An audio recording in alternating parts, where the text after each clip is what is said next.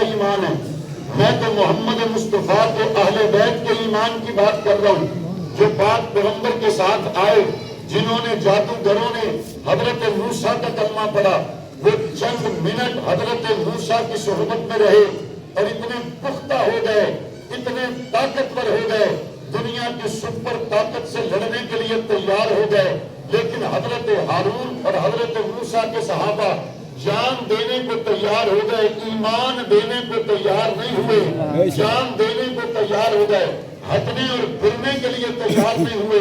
جو چند منٹ میرے موسیٰ کے صحابی بن جائے، اس کا ایمان اتنا بلند ہے جو غار میں مصطفیٰ کو گود میں سلائے، کندھوں پہ اٹھائے، 1400 سال گزر جائے آج بھی ساتھ آرام کرے، اس ابو بکر صدیق کے ایمان کی کون مثال دے؟ سبحان اللہ، نعرہ تکبیر، نعرہ رسالت، یاد رکھیں ایمان ہمارے پاس بھی ہے، ایمان صحابہ کے پاس بھی ہے، لیکن ہمارے اور ان کے ایمان میں فرق ہے۔ اس کی بڑی آسان مثال ہے، زندہ شخص وہ بھی ہوتا ہے جو وینٹیلیٹر پر ہو، اور زندہ شخص وہ بھی ہوتا ہے جو کھیل کے میدان میں بھاگتا دوڑتا ہو۔ زندگی تو اس کی بھی ہے جو ہسپتال میں ہے، زندگی اس کی بھی ہے جو جناب کھیل کے میدان میں بھاگنے دوڑنے والا۔ زندہ تو دونوں کو کہا جا سکتا ہے، لیکن دونوں کی زندگی میں فرق ہے۔ کسی کی زندگی ہے کہ وہ ہسپتال میں آخری سانسیں لے رہا ہے، اور کسی کی زندگی یہ ہے وہ کھیل کود کے میدان میں بڑی صحت اور طاقت والی زندگی گزار رہا ہے۔ مردہ تو دونوں کو نہیں کہا جا سکتا، لیکن اس کی زندگی کمزور ہے، اس کی زندگی طاقتور ہے۔ اسی طرح پیسے والا تو وہ بھی ہے جس کی جیب میں 5000 روپیہ ہو، پیسے والا وہ بھی ہے جس کی جیب میں 1 ارب روپیہ ہو، لیکن 5000 والے کا رنگ اور ہوتا ہے، 1 ارب جس کی جیب میں اس کا رنگ اور ہوتا ہے۔ مالدار تو دونوں ہیں، 5000 والا بھی مالدار ہے، 1 ارب روپے والا بھی مالدار ہے۔ میرے بھائی بالکل اسی طرح ایمان والے ہم بھی ہیں، ایمان والا بلال بھی تھا، ایمان والے ہم بھی ہیں، ایمان والا عمر بن خطاب بھی تھا، ایمان والے ہم بھی ہیں، ایمان والا حسن بھی تھا، ایمان والا حسین بھی تھا۔ ہمارے اور ان کے ایمان میں فرق کتنا ہے، ہمارے اور ان کے ایمان کی معراج اور گہرائی میں فرق کتنا ہے کہ میرے مصطفیٰ کریم نے ان اصحاب کے ایمان کو سامنے رکھ کر ہی تو یہ جملے ارشاد فرمائے تھے، فرمایا بعد میں آنے والے مجھ محمد کے صحابہ کے ایمان کے اخلاص کے برابر تم آ ہی نہیں سکتے۔ وجہ پاک پیغمبر نے فرمایا ان کا اخلاص اتنا گہرا، ان کا ایمان اتنا مضبوط، اگر میرا صحابی مٹھی جاؤ خرچ کرے، بعد میں آنے والا بہت پہاڑ کے برابر سونا بھی خرچ کرے تو محمد کے مٹھی جاؤ خرچ کرنے والے صحابی کے مقام تک نہیں پہنچ سکتے۔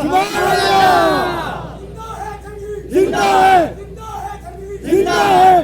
تو بھائی وہ صحابہ تھے، وہ بڑے لوگ تھے، بے شک، ان کا مقام بلند، ان کا مرتبہ بلند۔ میں بطور مثال کے عرض کیا کرتا ہوں، ہم میں سب کی یہ تمنا ہے کہ خواب میں حضور کا دیدار ہو جائے۔ سبحان اللہ، کس کس کا دل ہے کہ خواب میں حضور سے آمین؟ آمین۔ اللہ جنہوں نے آج عاشورہ کے دن ہاتھ اٹھائے ہیں سب کو حضور کا دیدار عطا فرمائے۔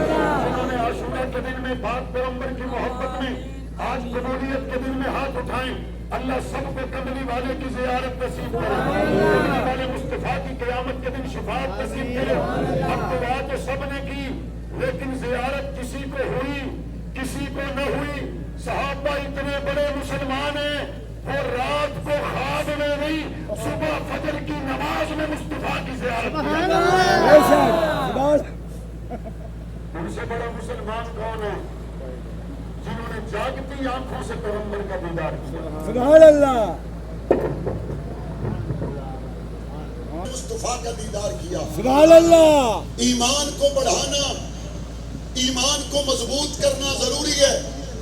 تھوڑے پیسے ہوں تو پیسہ بڑھانے کا فکر بھی تو لوگوں کو ہوتا ہے، اگر صحت کمزور ہو تو صحت کو بہتر بنانے کا فکر بھی تو لوگوں کو ہوتا ہے۔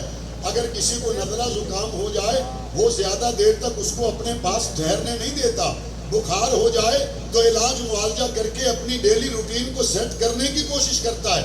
جس طرح غریب کو ہمیشہ پیسہ بڑھانے کی ضرورت ہے، بیمار کو ہمیشہ صحت مند بننے کا فکر ہے، اسی طرح ہر کمزور ایمان والے کو ہمیشہ ایمان بڑھانے کی ضرورت ہے، صحت مند کرنے کی ضرورت ہے، طاقت مند بنانے کی ضرورت ہے۔ علماء نے بڑی عجیب بات لکھی، فرمایا اگر کوئی شخص کمزور ایمان کو طاقتور بنانا چاہے، اس کے لیے اکثیر نسخہ یہ ہے وہ حضرت عمر ابن خطاب کا تذکرہ کیا۔ سبحان اللہ عمر کے تذکروں سے ایمان صحت مند ہوتا ہے، سبحان اللہ عمر کے تذکروں سے ایمان مضبوط ہوتا ہے۔ بے شک اور الحمدللہ جن کے پاس عمر ہے، عمر تو ہے ہی انہی کی۔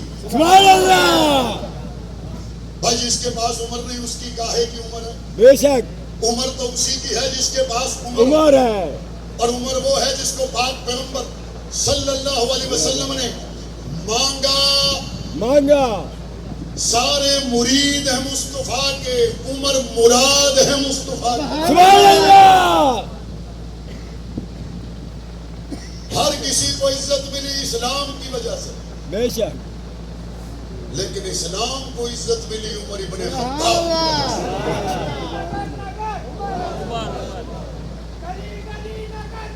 عمر عمر عمر عمر عمر عرض یہ کر رہا ہوں حضرت عمر ابن خطاب رضی اللہ تعالیٰ عنہ جنہیں پاک پیغمبر نے مانگا، اور حضور علیہ السلام نے دو لوگوں کے نام بھیجے تھے، یا اللہ اسلام کو عزت چاہیے، یا عمر ابن خطاب دے دے یا عمر ابن حشام دے دے۔ علماء نے لکھا عمر ابن حشام مال میں زیادہ تھا، عمر ابن خطاب غیرت میں زیادہ تھا۔ اللہ نے اسلام کو عزت دینے کے لیے مال والا نہیں بھیجا، اللہ نے اسلام کی عزت کے لیے غیرت والا بھیجا ہے۔ اور قیامت تک جب جب اسلام کو عزت ملے گی مال سے نہیں غیرت والوں سے ملے گی۔ بے شک سلام ہے سلام ہے سلام ہے سلام ہے۔ آج جب پاکستان کی آرمی نے، فضائیہ نے، بحریہ نے ہندوستان پر بم پھینکے، رافیل گرائے، آپریشن بنیان مرصوص کا پوری دنیا میں چرچا ہوا، پاکستان کی تاریخ میں پہلی مرتبہ field marshal general Asim Munir کو وائٹ ہاؤس میں بلا کر ٹرمپ کہتا ہے آپ سے ملنا میرے لیے آنر کی بات ہے۔ ابھی تک بات سمجھ نہیں آئی کہ دنیا دلیروں کی عزت کرتی ہے۔ بے شک کہاں گئے وہ لبرل، کہاں گئے وہ بزدلی کی بات کرنے والے جو کہتے تھے انڈیا کی فوج زیادہ، جو کہتے تھے انڈیا کی ٹیکنالوجی زیادہ، جو کہتے تھے انڈیا کا اسلحہ زیادہ؟ آؤ آ کے دیکھو، وہ گائے کو سجدہ کر کے آتا ہے اور یہ محمد کے رب سے مدد مانگ کے آتا ہے۔ وہ گائے کا پیشاب پی کے آتا ہے اور یہ وما رمیت اذ رمیت ولکن اللہ رما پڑھ کے چلاتا ہے۔ سبحان اللہ اڑ گئے، دلیری سے اڑے، بزدلی سے نہیں اڑے۔ بے شک بلکہ چند دن پہلے ایک حکومتی ذمہ دار نے بڑی وضاحت کے ساتھ کہا، کہتے ہمارا میزائل فائر کرنے میں ہم سے کوتاہی ہو گئی اور ہم سوچ رہے تھے کہ اب اس سے عام لوگ نہ مارے جائیں، کہتے کوتاہی کے باوجود وہ اپنے نشانے پہ جا کے گرا، اور وہاں سے اڑنے والے ڈرون کہتے ہماری ایئر بیس کے اندر داخل نہ ہو سکے، باہر گرے، باہر گرے۔ وہ یہ تو 1400 سال کے بعد اس امت کی حالت ہے جو وینٹیلیٹر پر ہے، جو قرآن کے نظام سے دوڑی ہوئی لیکن مشکل میں رب کو پکارنے والی۔ اللہ اس قوم کی مدد کرتا ہے تو پھر سوچو بدر میں میرے مصطفیٰ کے یاروں کی کیسی مدد آئی ہوگی، احد میں کیسے فرشتے اترے ہوگے، کیسے اصحاب کے ساتھ ساتھ آسمان کی نورانی مخلوقات نے سفر طے کیا ہوگا۔ ایمان سے مضبوط شے کوئی نہیں بے شک اور انبیاء کے بعد صحابہ سے مضبوط ایمان کسی کا نہیں. بے شک ہم قرآن مجید سے بات کرنے کے عادی لوگ ہیں. سبحان اللہ. قرآن مجید صحابہ کو تشبیہ دیتا ہے فصل کے ساتھ اور کہتا ہے کزرعٍ اخرج شطأہ فآزرہ فاستغلظ فاستوى علی سوقہ یعجب الزراع لیغیظ بہم الکفار. قرآن مجید کہتا ہے حضور کی فصل صحابہ ہیں. یہ پہلے کمزور حالت میں تھے، پھر یہ اپنے پیروں پہ آ گئے اور پک کے تیار ہو کے لہلہاتی فصل. قرآن مجید 1400 سال پہلے کہتا ہے اس فصل کو دیکھ کر مصطفیٰ خوش ہوتے ہیں اور کافر پریشان ہوتے ہیں. یہ کچھ لوگ کہتے ہیں نا آپ صرف مسلمانوں کو خوش کرنے کے لیے تقریر کیا کریں، کافر کو تکلیف پہنچانا ضروری ہے کیا؟ میں نے کہا قرآن پڑھو. قرآن کہتا ہے صحابہ کی فصل تیار اس لیے کی ہے تاکہ مصطفیٰ والے خوش ہو جائیں اور کافر جل جائیں. لیغیظ بہم الکفار. یہ قرآن مجید کی آیت کریمہ ہے، لیکن میں اپنے موضوع کی مناسبت سے آیت کریمہ کے جس حصے پر آپ کی توجہ لے جانا چاہتا ہوں وہ حصہ صرف یہ ہے کہ پاک پیغمبر کے صحابہ کو اللہ نے تیار فصل کے ساتھ تشبیہ دی ہے. جنگ سٹی سال القاسمی شہید مسجد والوں مجھے صرف یہ بتاؤ فصل پکنے کے بعد کبھی کچی ہو سکتی ہے؟ نہیں. بولو بلند آواز سے بولو. نہیں. گندم کا دانہ پک جائے چکی میں پس جاتا ہے دوبارہ کچا نہیں ہوتا. نہیں ہوتا. گندم کا دانہ پک جائے تھریشر میں چلا جاتا ہے دوبارہ کچا نہیں ہوتا. گندم کا دانہ پک جائے جسے دنیا کے سورج نے پکایا ہو وہ پکنے کے بعد دوبارہ کچا نہیں ہوتا. ہر طرح کی آزمائش سے گزرنے پر اگر دنیا کی فصل کچی نہیں ہوتی، مصطفیٰ نے جس فصل کو تیار کیا ابو بکر پر لاکھوں قیامتیں تو آ سکتی ہیں لیکن پکنے کے بعد دوبارہ کچا نہیں ہو سکتا. نہیں ہو سکتا. عمر فاروق دوبارہ کچے ہو سکتے؟ نہیں. وہ سمیہ کی چمڑی ادھڑ گئی دوبارہ کچی نہیں. لبینہ کی آنکھیں نکل گئی دوبارہ کچی. نہیں. انگاروں پہ لیٹ گئے دوبارہ کچے ہوئے. نہیں. کچے ہوئے. نہیں. اور ان کو ماننے کے بارے میں قرآن پتہ کیا کہتا ہے؟ قرآن کہتا ہے وَإِذَا قِيلَ لَهُمْ آمِنُوا كَمَا آمَنَ النَّاسِ. ایمان لاؤ ایسے جیسے صحابہ ایمان لائے. سبحان اللہ. ایمان ایسے لاؤ جیسے صحابہ ایمان لائے.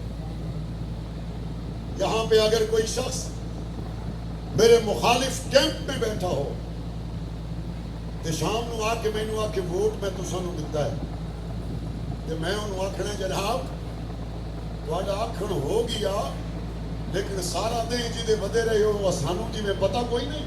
بے شک. سارا دن جی پانی پیوندے رہے ہو تے پیندے رہے ہو سانو پتا کوئی نہیں. ساری دیوار جی دے اچھے ہوا پیتیاں نے پیوائیاں نے سانو پتا کوئی نہیں. وہ جی ووٹ تو تھانو ہی دیتا ہے جیڑے سٹیکر موڈے تے لا کے بدے رہے ہو سانو پتا کوئی نہیں. ووٹ تھانو دیتا ہے جیڑے چھاتے ہوتے جھنڈے دوسری پارٹی دے لائے ہوئے ہیں سانو پتا کوئی نہیں. یہ جو بندہ دعوے کریندہ رہے لیکن اس وعدے نو کینڈیڈیٹ کدی دلوں تسلیم نہیں کرتا. میں پوچھنا چاہتا ہوں تو میرے مخالف کیمپ وچ بہ جاویں تے شامی مینوں آ کے ووٹ میں تانوں دتے ہیں میں تے نہیں مندا. ساری دیوار صحابہ دے دشمناں دے نال بہ کے تے قیامت والے دن توقع کریں ابو بکر صدیق تینوں ہتھاں نال جام کوثر پیوائے، عمر فاروق تینوں ہتھاں نال جام کوثر پیوائے، حضرت عثمان کو پاک پیغمبر نے 2 بیٹیاں دی سارا دن ساری رات حضرت عثمان کے گستاخوں کے خلاف کھانا کھلاتا رہا، پانی پیتا رہا، ان کو ویلکم کرتا رہا. لباس بھی ان جیسا، شکل بھی ان جیسی، اور توقع کرتا ہے قیامت میں حضرت عثمان کہے یہ میرا ہے. توقع کرتا ہے قیامت میں حضرت علی کہے میرا ہے، حضرت معاویہ کہے میرا ہے. تو پھر سن لو دنیا میں جس طرح مخالف کے کیمپ میں بیٹھنے والے پر اعتماد نہیں کیا جا سکتا، بندہ وہ ہوتا جڑا حق نواز ہو. سبحان اللہ. بے شک. بندہ وہ ہوتا ہے جیڑا ایثار القاسمی ہوئے بے شک ایک کیڑی بندے آئیے ایک کیڑے بندے ہیں جو بندے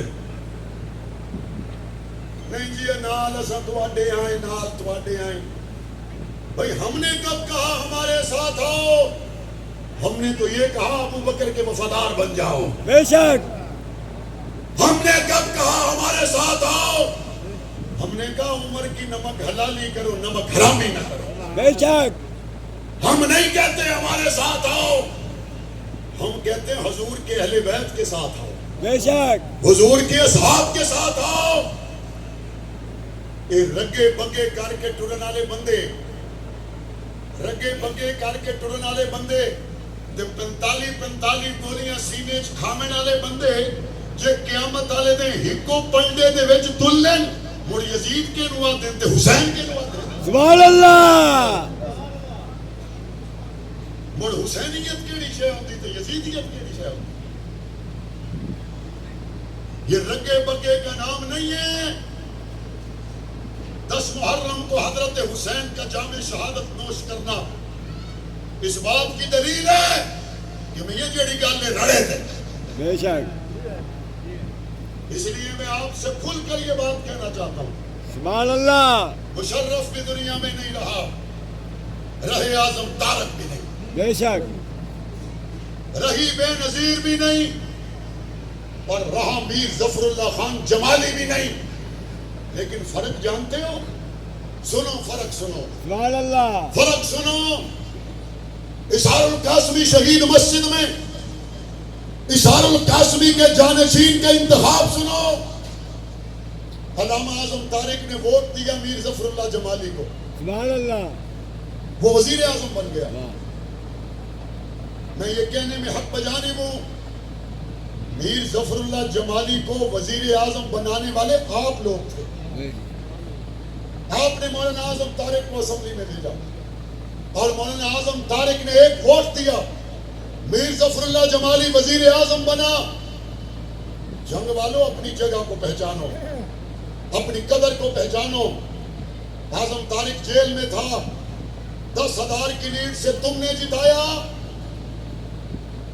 لوگوں نے کہا وہ جی ظفر اللہ جمالی کو ووٹ دے دیا اعظم طارق نے ظفر اللہ جمالی کو دے دیا وقت نے ثابت کیا سنو پھر کیا ہوا مولانا اعظم طارق بھی دنیا میں نہیں پاکستان کے سیاستدانوں تم زیادہ سے زیادہ وزیر اعظم ہی بننا چاہتے ہو نا اس سے اوپر تو کچھ نہیں وزیر اعظم سے طاقت والا عہدہ آئین میں نہیں ہے تم زیادہ وزیر اعظم ہی بننا چاہتے ہو ظفر اللہ خان جمالی وہ اکیلا آدمی تھا جب حضور کی ختم نبوت کے قانون کو چھیڑا گیا اس نے اسمبلی سے استعفیٰ سبحان اللہ 350 کے ایوان میں اکیلا ظفر اللہ خان جمالی اس نے کہا اس کا ٹی وی انٹرویو موجود ہے نوجوان یوٹیوب پر جا کے دیکھے اس نے کہا بھئی حضور کی عزت کے قانون سے چھیڑ چھاڑ ہوئی ہے اور میری غیرت نے گوارا نہیں کیا سنو ظفر اللہ خان جمالی کے جملے سابق وزیر اعظم پاکستان کے جملے کہتا ہے میری غیرت نے گوارا نہیں کیا میں اس اسمبلی میں بیٹھوں جہاں حضور کی عزت کے قانون کو چھیڑا گیا ہو میں کیسے بیٹھ سکتا ہوں میں تو ہر سال رسول اللہ کے روزے پہ جاتا ہوں سبحان اللہ جنگ میں ایک ووٹر بھی نہیں ہے ظفر اللہ جمالی جنگ میں وہ کبھی آیا بھی نہیں لیکن حضور کی ختم نبوت پر پہرا دینے والے اس گزر جانے والے وزیر اعظم کی بات آج یوم عاشورہ پر اگر میں آپ سے کر رہا ہوں تو وجہ اس کی دینی غیرت ہے وجہ اس کی دینی حمیت ہے اور اللہ کو جو منظور تھا وہی ہوا اس نے حضور کی ناموس پر اسمبلی سے استعفیٰ دیا اور اگلا الیکشن آنے سے پہلے ظفر اللہ جمالی فوت ہو گیا اور پاکستان کے سیاستدانوں رسول اللہ کی عزت کے پہرے دار بنو پاکستان کے حکمرانوں صحابہ اہل بیت کی عزت کے چوکیدار بنو پاکستان کے غیور عوام رنگے بنگے نہ بنو، ہاں یزیدی بھی حسینی بھی، نہ ایک ہی بات ہوتی ہے، یا اس طرف ہونا ہوگا یا اس طرف ہونا ہوگا۔ اور آج یوم عاشورہ کے موقع پر ہم ہاتھ کھڑا کر کے یہ وعدہ کرتے ہیں، حضور کی ختم نبوت کے وفادار رہیں گے انشاءاللہ۔ ہم ہاتھ کھڑا کر کے بتائیں، حضور کی ختم نبوت کے وفادار رہیں گے انشاءاللہ، صحابہ کی ناموس کے چوکیدار رہیں گے انشاءاللہ، اہل بیت کی ناموس کے چوکیدار رہیں گے انشاءاللہ، اسلام کی سربلندی کے لیے بیدار رہیں گے انشاءاللہ، اور پاکستان کی سلامتی کے لیے بیدار رہیں گے انشاءاللہ۔ اور آخر میں جنگ صدر سٹی نیا شہر اور بالعموم ضلع جنگ پنجاب اور پاکستان کی تمام سیکورٹی اداروں سے، وابستہ لوگوں سے یہ کہنا چاہتا ہوں، ہم تمہارے اس رواج کو ماننے کے لیے تیار نہیں ہیں کہ صحابہ اہل بیت کے گستاخ کو نظر بند کرو اور 10 محرم کے بعد رہا کرو۔ ہم اس بات کو ماننے کے لیے تیار نہیں ہیں۔ جو نواز شریف کی بیٹی کو گالی دے وہ تو اس کے لیے تو سزا سخت ہے، اور جو رسول اللہ کی بیٹی پر بکواس کرے وہ 10 محرم کے بعد رہا۔ جو فاطمہ جناح کو گالی دے اس کے لیے قانون اور ہے، جو فاطمہ الزہرا کو گالی دے اس کے لیے قانون اور ہے، جو پاکستان کی حکومت پر تنقید کرے اس کے لیے قانون اور ہے، جو حضور کے مصلی پہ آنے والے ابو بکر پر تنقید کرے، عائشہ صدیقہ پر تنقید کرے، اس کے لیے قانون اور ہے۔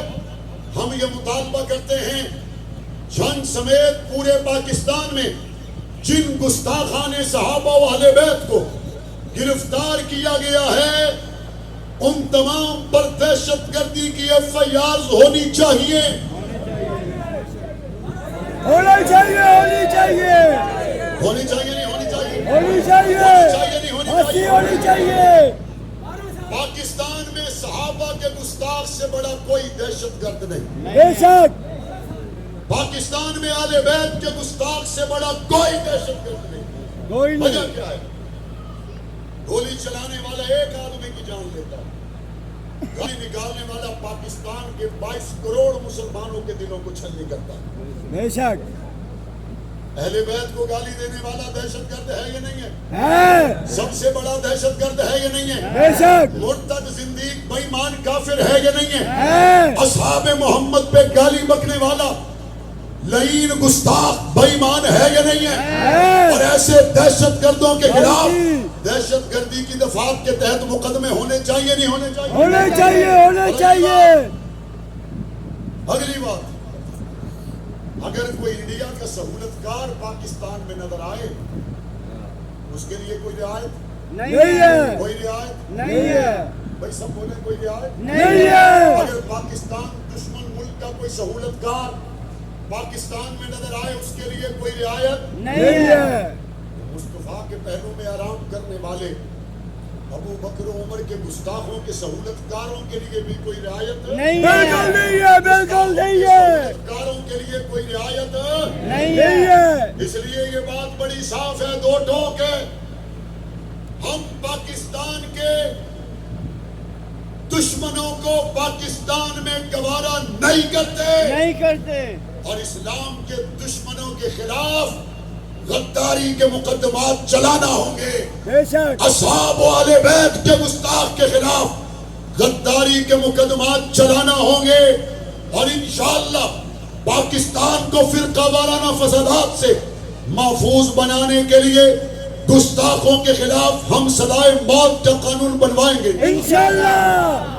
بننا چاہیے نہیں بننا بننا چاہیے، بننا چاہیے نہیں بننا چاہیے، انشاءاللہ بنے گا، ضرور بنے گا، انشاءاللہ اور انشاءاللہ ہم دیکھیں گے کہ بنے گا۔ انشاءاللہ۔ آج کی کانفرنس کے انعقاد پر اظہار القاسمی شہید مسجد، لال مسجد کی تمام انتظامیہ، منتظمین، مولانا عبدالعلیم حقانی اور جملہ رفقا جو ہمیشہ اس کانفرنس کو بہت خوبصورتی کے ساتھ منعقد کرتے ہیں، خراج تحسین پیش کرتا ہوں۔